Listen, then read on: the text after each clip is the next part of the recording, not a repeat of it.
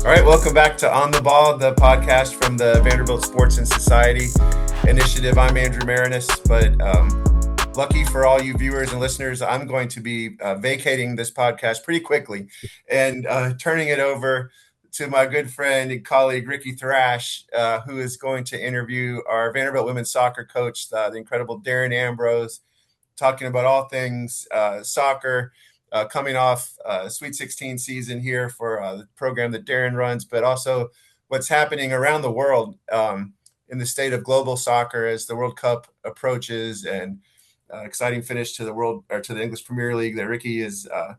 I'm sure he'll mention Aston Villa about 1,000 times during this interview. But as we did with there you go. For the viewers, he's holding up Aston Villa cap. We had Pavel Brunson on a couple episodes ago, an expert from Germany on anti-Semitism in the soccer world. We turned it over to Ricky because he was much more knowledgeable on the subject than I am. And so we're going to do that again for this episode. So Ricky and Darren, take it All right, let's away. go. Next thing I'm going to do is just hit stop on the recording, but this belongs to you guys now. Take it away. All right. Thanks, Andrew. Appreciate that. Appreciate that. Coach, really excited to have you here. Special thanks to Andrew for giving us this platform to just kind of clear out and talk about the world's most popular sport, the Yeah. beautiful game. Yep. And I know we've got a big summer ahead with so much going on, but I want to, before we kind of get into that, I'd love to a have a bit of a recap on last season because it just was a historic run.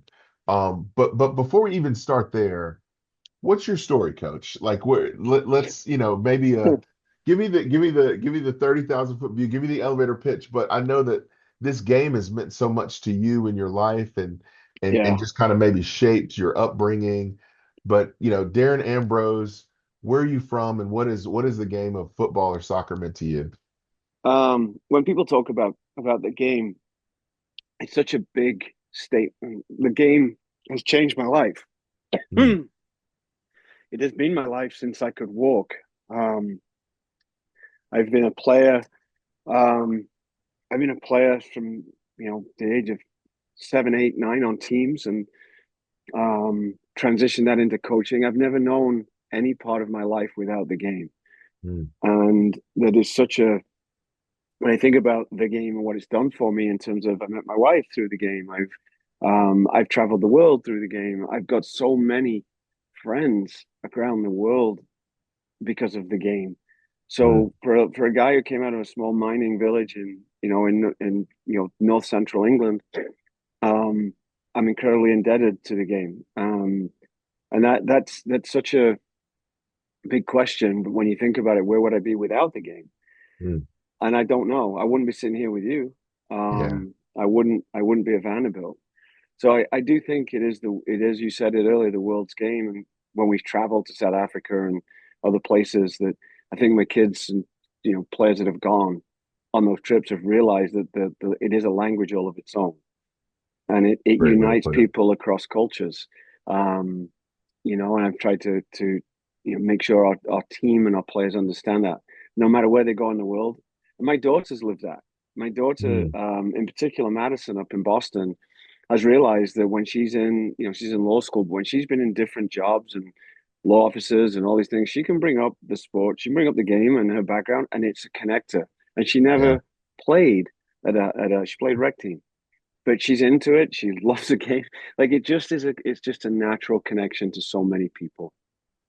That's awesome. So That's awesome, man. Well, I know that you're such a great coach, and I feel like obviously you're a tactician. You have all of these technical things that you're able to do, but to me, as an outsider looking in, I think that one of the things that you do so well is you bring your team together. You connect your team, and you yeah, you I feel like every year it's almost like it's a Hollywood script or something. It's like yeah, you got the roles that these players are playing, yeah, and it even goes beyond the sport, but thinking about like this team that you had last year where we talked about like just in private conversations of, the heart, the hammer, thinking Yep. about some of those players on the team and the role that they played. What are your reflections on last year's team? For those listening, just so you know, I mean, Andrew mentioned it. We had a run to the Sweet 16 2 years ago. That was you guys eliminating the number one seed, the defending national champion, Yeah. in Florida State on their ground, in Yeah. Tallahassee. And then you follow that up with a deeper run into the NCAA where you Yeah. take the mantle of a one seed in the tournament, run to the Elite Eight, win the SEC. Reflecting back on that team, give us just, what are your thoughts on it? What's some lore from that team? Do you have any favorite stories, Yeah. anything you want to share?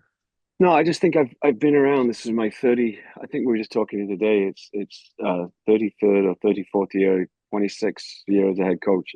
I've been fortunate to have a lot of great teams and incredible people that I'm still in touch with.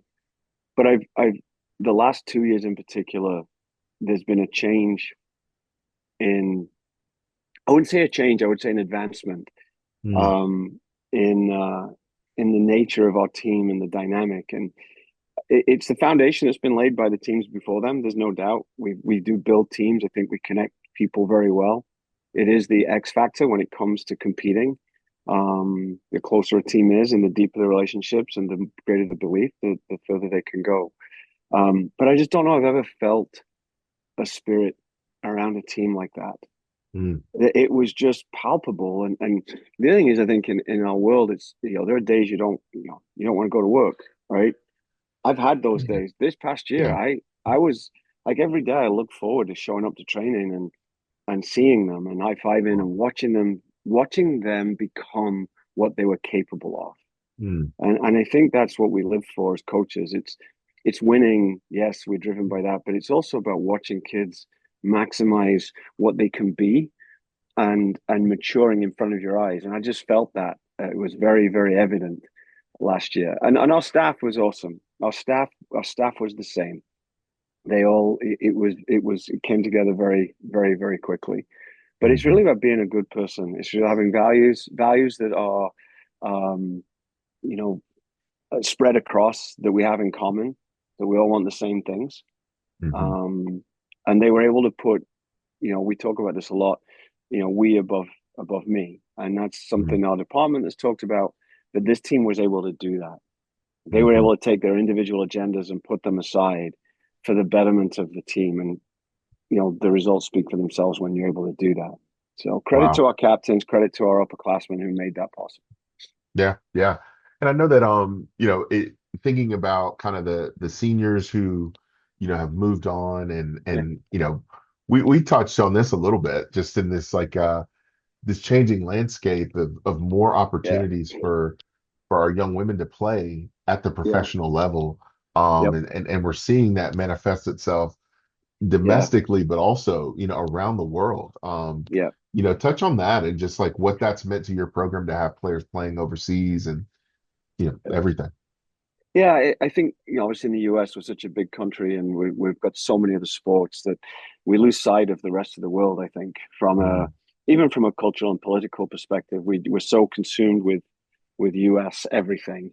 But what we don't realize is that outside of our borders, there's a really big world that other people live in and operate, and the sport, like we said at the beginning, is really the world's game. So the women's game, even though we traditionally have been known for developing it, right, for creating one of the first real pro leagues, hmm now we have two, and hmm they're growing. Yeah. The rest of the world is caught up a little bit, and they've also now we've got leagues all over the world. In fact, women's soccer is the fifth largest sport in the world right now. Wow. So Wow. from a participation, its growth you know is unparalleled. So I think that has now, if you bleed that down into college, where it used to be, hey, you played football, you played baseball, you played basketball, men's sports, right? You went off to the pros. Then it became about hmm hockey as well and soccer, and now on the women's side, we've got the WNBA, Yeah. We've got pro volleyball, we got pro softball, we've got a lot of sports, and Hmm. soccer is obviously one of those mainstream pro sports for women. So Hmm. I think it's affected the minds and the opportunities for all of the elite level club players in this country. Right now in recruiting, 90%, if not more, of every young woman that sits in my office in the recruiting process says, what, we say, what are your career goals? What do we want to, how can we help you get where you want to go? Where do you want to go? And the answer is, I want to be a pro. Yeah. And that kind of reminds me of, England in the 80s when I was growing up as a boy at Hmm. 16 years old. 90% of boys who played were like, I want to be a pro.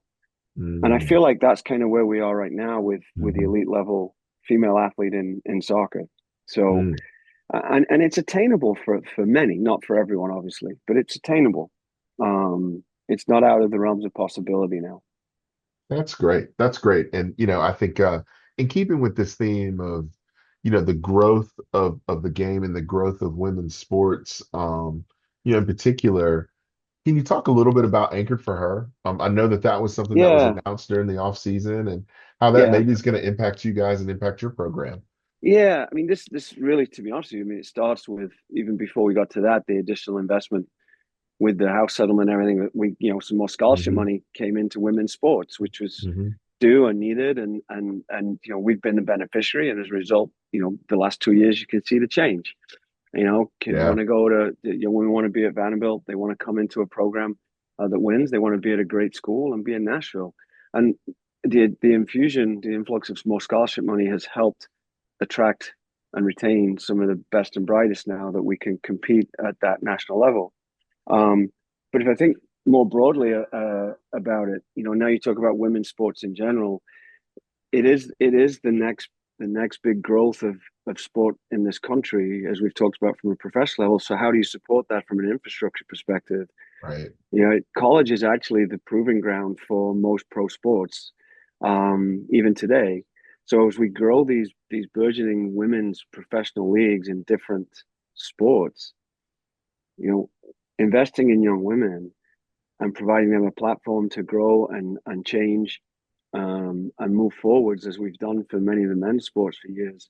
I think it's at a critical time and a great opportunity to see returns. I call it, we're in the human science business. So how do we grow these humans and these people, physically, emotionally, mentally, and we do it by providing facilities, platform, coaches, Mm. resources that allow them to maximize their potential.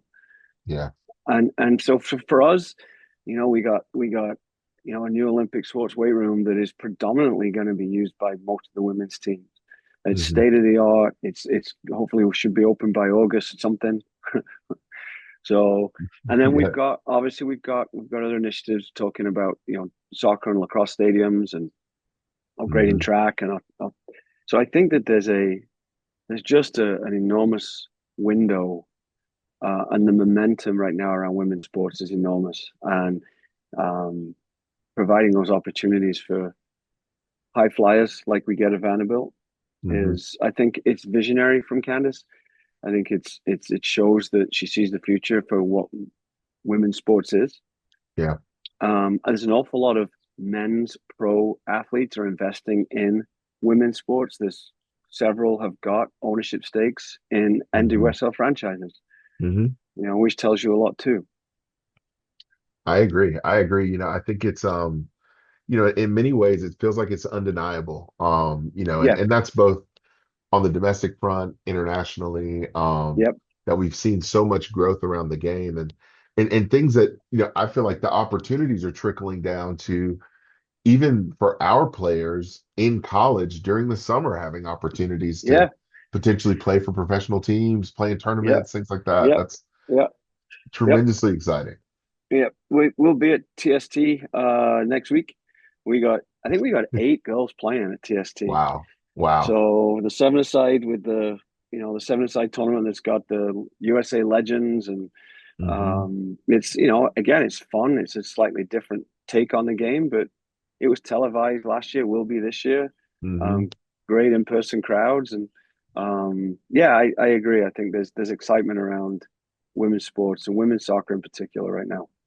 That's awesome. That's awesome. I'll put in a plug just for anyone who is interested. I know that, season tickets just went on sale Yeah, for women's soccer, and the Thrashes will be there. We're a mainstay in the yeah, stands, and I pound for pound, I don't know that there's more entertainment value available in Nashville when it comes to sports, and yeah, seeing a team that plays the game the right way. You guys play a yeah, beautiful brand of yeah, soccer, football. So anyone out there listening, if you want to have something to do, have something for the kids to do, to run around, watch it. yeah, It's really a great show. yeah. And I do think this year that we've made a big step in investing in our game experience, our fans in game experience, our pre-game experiences. I think there's some really cool ideas and initiatives that will kind of sandwich the game. So I'm actually really excited about it. We just had meetings this week actually about some ideas. So yeah, stay tuned. I think there'll be a lot of stuff rolling out over the summer. That's cool. I have to tell you, Coach, I may have told you this before, because I want to shift gears a little bit and talk about Yeah, some travel and just kind of what's going on in the world right now and the world of soccer. But you know, thinking about like coming to games and bringing your family, bringing your kids. So I've got two girls. My oldest daughter, Janie, at the time she was probably 5, and we come to the first game of the season. This is maybe 2022, 2023, and Caroline Betts. It's her freshman year. yeah, It just so happened that where we're sitting in the stands, we're sitting next to Caroline Betts, who's from Nashville, local product. So yeah. everybody from her high school has like showed up for this game. There's an injury at the beginning of the game, and all of a sudden Caroline Betts Caroline's in the is game. in Yeah, the game. So everyone from her high school is going crazy. And the impression that is made on my 5-year-old daughter at the time, she thinks that Caroline Betts is like, it's like Caroline Betts and then Messi as yeah, far as the greatness of players. And so for about a year after that, anytime I'm watching anything, if it's soccer, Janie comes in, she's like, "Oh, is Caroline playing? Is Caroline Betts in the game?" I'm like, "No, yeah. sweetie, Caroline Betts doesn't play for Manchester City."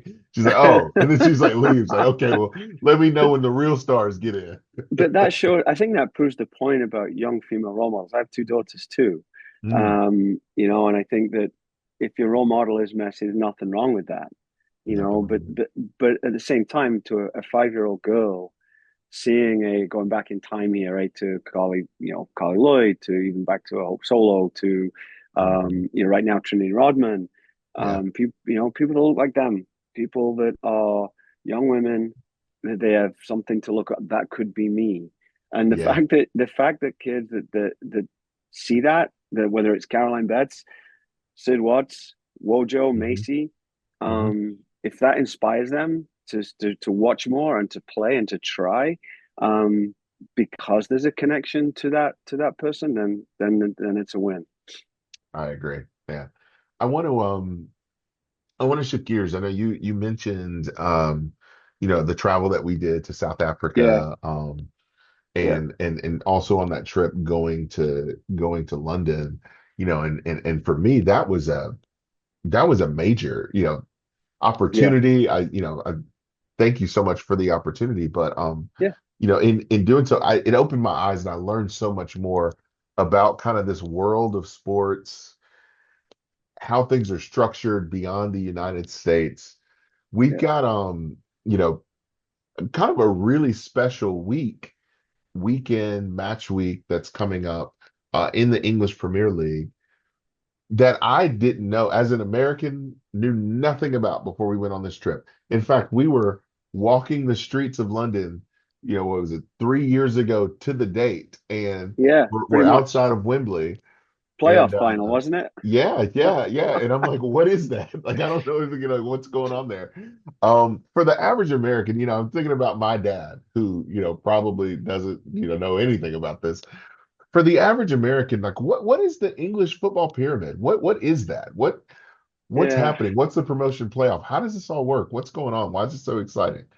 I think the history of the game is important. So we know most of these clubs started out as working men's clubs that you belong Mm, to years and years ago. I mean, they were founded in the 1800s, and obviously they grow like everything else. They grew into bigger clubs, but they represent a city, a town, right? mhm. And it's a belonging. And I do believe that, deep down we all want to belong to something, Wow. and that is something bigger than us. We want to have something in common with somebody else, and you find that affinity, whether that is because you live by the ground or you live in the city, something you can be proud of, or something you can join, a community. And these clubs have been around, for 100 and almost 120, 150 years, some of them. So I think that there's this deep affinity Mm, based on his history, that a lot of more modern sports, I think about the US, there's certainly pride and deep roots. And you go to Philly and you go to the yeah. Eagles, and I lived there for 15 years. But I think it's in particular in England, there's the Premier League, which is world, right? It's a world brand. Everybody now knows the Mhm, Premier League, and the Championship is Division One, and you've got basically Championship, then Division One and Two, and it used to be Division One, Two, Three, Four. mhm, mhm, Right, and basically, you to get to Division One, you had to win Division Two or finish in the top three, and you moved up, and the bottom three moved down. And mhm. the financial implications back in those days before the Premier League were not huge. They were significant, but they weren't today, right? They weren't the same as today with the TV rights Wow. and payments. So there was a pride factor, right? There was more money involved. There was more visibility, bigger crowds. But today's market with the TV agreements and media rights and things, it's enormous. Um, so I think there's it goes all the way down when you get past the new Division Two, so that's the fourth tier. Then Yep. you kind of got the semi-pro kind of environment, which is Mm. it's almost like the triple A, double A, single A baseball, where Yeah, you've yeah, got these yeah. guys trying to make it. So you've got these players that are still working at the grocery store and still, working as a carpenter. Like Jamie Vardy was working somewhere playing part time, and the next thing you know, he's Wow. winning the Premier League with Leicester.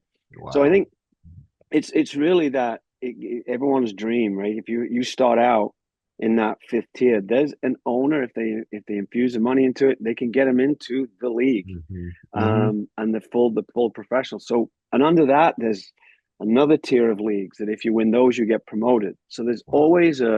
there's a way up, and obviously where there's Hmm. a way up, there's a way down. There's a way down, And man. so you're constantly, I think some of the more exciting games are actually about who's not going down as opposed to who's winning it. Because I think there's you might be right. Yeah, so yeah. much more at stake. Some drama. Yeah. Did you see the Rochdale? Did you see the Rochdale York? I I mean, did. I did. uh, Incredible yeah, and I can go scenes. back. I could go back. I mean, you look at Watford, like Watford did it 4 or 5 years ago. They scored in this, I don't know, 97th minute or something, and put themselves in promotion. But there's such passion and pride involved, Yeah. and the rivalries are real, um, very Mm. real and very deep. So Man, it's exciting to learn about because, I think there are when you talk about like the passion and the history, I grew up in the South. So one of my first thoughts is to me, college football and yeah, the SEC and some of those rivalries and not just the SEC, the Big Ten, the what used to be the Pac-12 or yeah, kind of what's going on the West Coast. But a lot of that like that deep-seated historical rivalry, pageantry, passion, that to me has always felt like the closest thing that kind of yeah. I rhymes would with agree with that. maybe Yeah, football in England. yeah, I would agree But with that. you mentioned kind of this drama at the top of the table and that who's going to win the league. But a lot of times there's as much drama, if not more Yeah, drama, at the bottom of the table and correct. potentially who's dropping down. Yeah, Um, kind of there is a very interesting for anyone who is uninitiated or does not know, there's a very interesting kind of battle at the bottom of the table this year. And it's down between Tottenham. and West and Ham. West Ham. Yeah, yeah. Those are two London clubs. Yep. And shout out to shout out to former, Vanderbilt soccer coach Stacey Ballum, who Daisy Vale. Yep. man. She's sweating. She's sweating right now. I'm sure she is. I'm sure She's she is. sweating. I'm sending her some good thoughts right now because it's not looking good. But for Yeah. anyone who's uninitiated and doesn't know, we've got 2 points that separate these two teams. And the last week of the season, I think it's structured in a very cool way. Um, could you let the people know? Because we were able to, when we were over in London, go to a game that was on the That's right. last week of the season. We were Yeah. at Southampton, Yeah. got to see them play Liverpool. And that was a team that knew they were going down. They Yeah. knew they were getting relegated. Um, and so, but how does the last week, how does the last match week work for the average American? Let them know maybe what's at stake with some Yeah. of these outcomes here. It's wild. I mean, the top of the table was won, a few days ago, and that's I would say more been the case the last few years. There's been a few games, the Hmm. last game of the year where it could have been decided or was decided, but generally the bottom of the table is where you get to that one spot. Two clubs are already relegated; they're going down, and now Hmm. you get everybody kicks off at the same time. Mm. Right, there are no staggered times which you get through the year. Everybody kicks off at the same time because you never know what the implications are. Yeah. So one, everyone has basically the same idea and standing as everybody else. But those two games, I think Tottenham have Everton, and I can't remember who West Ham have. But when they kick Leeds. I off, think they have Leeds, Leeds. it's Leeds. Hmm. So basically, if West Ham win and Tottenham lose, right now, West Ham are in the relegation spot, and if West Ham win and Tottenham lose, they'll split, and Tottenham will go down with a Hmm. wage bill probably in the hundreds of millions that I don't know they'll be able to afford. Um, Likewise, if Tottenham tie and West Ham win, Tottenham would stay up. I think it would Hmm. be by goal difference Yep. or the head to head because they would be tied on points. So what's at stake are millions and millions and millions of dollars in TV rights and revenue, and it can be difficult to make it back because Mm. your wage bill and the best players don't want to stay. So you're going to thin your roster, you thin your player load. So you'll lose probably your best players. And trying to make it back up, you've still got to have a quality on your roster. Right. Um, Right. there's a huge drop off, and rarely, I don't think it's common for a team necessarily. It has happened, but it's not that common for a team to go down and come right back up. Sheffield United Mhm. are a good example of that. And that's your team. That's your childhood. Right. That's your So childhood club. a year ago today, I Hmm. was flying. I just arrived in London to go to the playoff final Oh man. Yeah. between Sheffield United and Sunderland. I'm diehard. And I met my aunt and uncle and all the Hmm. people from my hometown all came down. I met Man. them in London outside Wembley. We had a couple of pints and went to the game, and heartbreak to Yeah. lose. And Man. yeah, and but there's an example. I mean, I flew for 4 days to go watch Sheffield United in a playoff final. Yeah. 2 years after being stood, or a year after being stood, 2 years after being stood outside there with you. That's right. That's It was right. just so. Yeah, it's so that's going to happen this weekend, and someone's going to feel it. Um, and on the opposite side, someone will feel it in the other way and come up, you know, Hmm. into Hmm. the Premier League. But that's going on all the way down, like all the way down to that fifth tier, sixth tier. Wow. Who's going up, who's going down. And these are, kind of life-changing, moments Yeah, for these fans in these yeah, clubs, very like much so, very much yeah, so. I keep thinking back, it made such an impression on me. Partly because I didn't know anything about it, Yeah, and you're like, Ricky, there's almost $200 million at stake yeah, for a team that makes it into the Premier League, and what yep, that could mean to a yep, club, the yep, exposure, the yep, players that you can now sign, and yep, all that. And yeah. I guess also, to think about to get that close and then not make it, and now you're Yes, looking at another year another in the year. second Yep, division and trying to, yep, fight your way all the way back up. I yep, remember, in that year. it was Coventry versus Luton Town, Yep. and we had gone to dinner, and we're right outside of Wembley, Yep. and we're watching the match on TV, and see that it goes to, overtime, and we're at penalty kicks, and so we're listening to the crowd roar outside as the penalty kicks are going, and Luton Town ends up winning. And I remember, I can't remember if it was you or one of the other coaches, but there was kind of a huddle up and like a, hey guys, as these Coventry fans leave, Yeah. don't Don't look, say anything. don't say anything to anybody. There's no like, No. or like, Yeah. No. Head better down luck and next leave. year. Yeah, yeah. Just yeah. Yeah. Don't say Yeah. anything because it's not gonna be, it won't end Yep. pretty, kind of Yep. thing. But So man, last year was the same. When Sheffield United lost and we all came out, we went into the park, was it Greenway Park, right across from our mhm. hotel. So that they had live music, and I went in there, and all the Sheffield United fans were in there, and it was like a funeral. There's a Wow, guy on yeah, stage playing music, trying to entertain people, and it is just like I felt for the like guy. Like hopeless. you have no chance. Um, and I kind of stayed and wallowed in my own misery for an hour to let all the crowd go by because there were thousands trying to get on the train, and Wow. you just Mm, kind of yeah. And I was by myself because my uncle and aunt had gone on the buses because I was staying in London. But yeah, that was something. man. So You know, yeah, I think about it's so interesting just the concept of relegation, of teams moving up or teams moving down. And it's so different than how we structure things in the United yeah, States, from a yeah, professional sports standpoint. Like I think about like, what if the bottom teams in the NBA had to yeah, go down to the G League? What if the bottom teams in Major League Baseball had to go down to AAA, like you mentioned, yeah. and I the bet you. I yeah, bet you'd see a very different type of game week in, week out.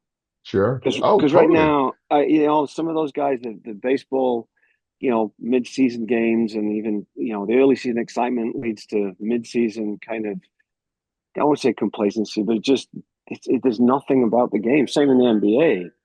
And that's how I feel. That's why I struggle to watch them because they don't have the bite and the passion. There's no meaning to the games. Like, hey, Yeah. we don't win this one, we got 200 others to play and win. Right, Like right, right. it's I when I first came over here and I kind of got into the pro sports here and looked at it. I was looking for the dotted line at the bottom of the table. Right. Yeah, like where's your Who's relegation zone, where? guys? Yeah, who goes down? I'm like, oh, they don't go down. Like I didn't understand. Conversely, I didn't understand the model here. I'm Mm, like, what do you mean? There's no consequence. You just keep going. Like there's no edge. There's the disappointment, but it's like, hey guys, we'll try again next year. Oh, and yeah, by the way, yeah. if you finish at the bottom, you get the first pick. Number one draft pick too. Yeah, yeah. So there's actually incentive. There's actually incentive to finish at the bottom. I was like, that doesn't make any sense at all to me, and it Man. still doesn't. I think about you think about like the Dallas Cowboys. If we had an NFL two, oh, playing in the sun. What's the one we've got right now? Oh yeah, the USF The U. USFL, or yeah, Yeah, yeah. right. So imagine the Hmm. Cowboys finishing bottom of the NFC East, and now you're playing in the USFL Gotta next go year. down. Yeah, yeah. Like, what would that do to how many people would show up for those games? What would Man, the media rights be and the attraction of the Dallas Cowboys? Um, and how do we welcome the St. Louis Battlehawks to the to that's the right, NFL or whatever, right? right? Yeah. Yeah. How hard, It's how hard would those games be in the last 3 weeks of the season, possibly 4 weeks of the season, when you're playing not only for that game, you're playing for the right to exist next year. yeah, man.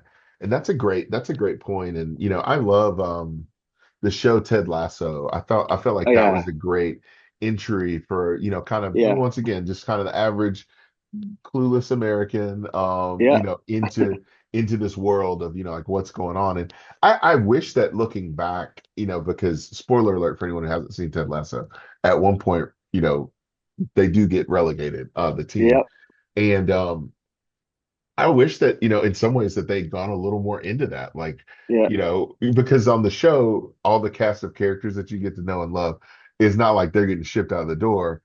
but Yeah. in reality, a lot of those A casting lot of that couches, happens. yeah, Yeah. that probably would have had to happen to kind of balance your wages and everything. Yeah.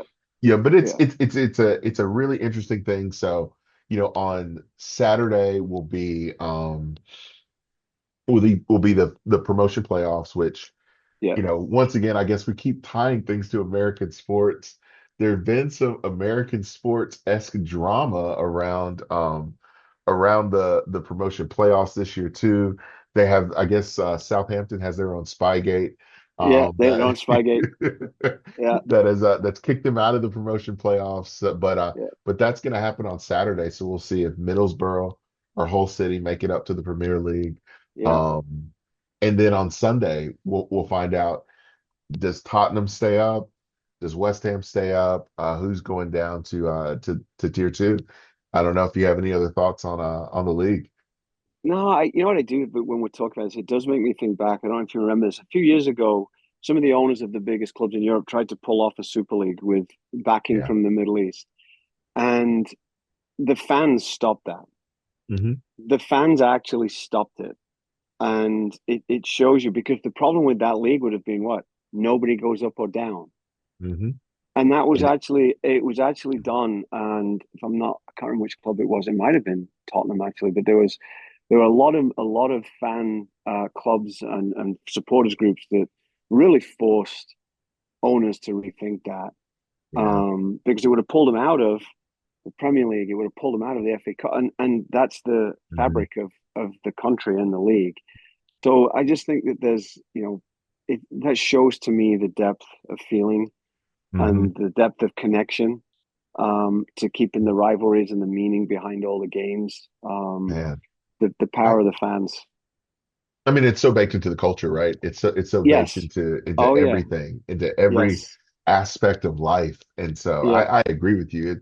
Yeah, I think it would have been horrible, and I love, you know, I don't know a ton about like the Bundesliga or Germany, but it felt like those were clubs like Bayern Munich and Borussia Dortmund. It's a non-starter. This, like, Yeah. because of Yep. the connection that those Yep. fans have to the clubs, and that the what is it, the 50 plus one, that those clubs are basically like owned by the fans, in a lot of Yeah. ways. So Did did you, speaking of Bundesliga, did you see last week that the smallest there's a club was promoted to the Bundesliga. It's the smallest club in history. They're at 13,500 stadium.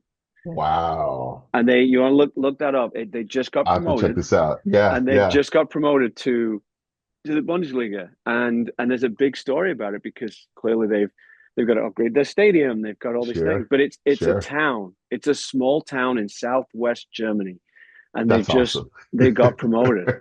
That's amazing. It's kind of like the whole Wrexham story, though. I mean, that's another thing, Hmm. which is Hmm. its own Hollywood drama. Its own Hollywood Um, drama. And it's something that, once again, I feel like, for anyone who wants just, the passion, especially if you love like yeah, SEC football or something like yeah, that, you would love, yeah, get into it. Like, the yeah, passion, and Wrexham is a great entry point, and a really it good is, way to learn about the pyramid, it how is, how it works, how teams flow up and flow yeah, down. So yeah. yeah, yeah, Yeah. Well, when they came over, 2 years ago, and they filled UNC's football stadium for a game, and there were like 90,000 people watching Wrexham play. I do. I think, yes, money at the end of the day has makes the world go round.